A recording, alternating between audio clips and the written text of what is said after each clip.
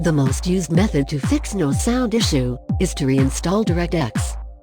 Also, you can fix more than no sound errors with this reinstallation. You have download link in video description. Good luck.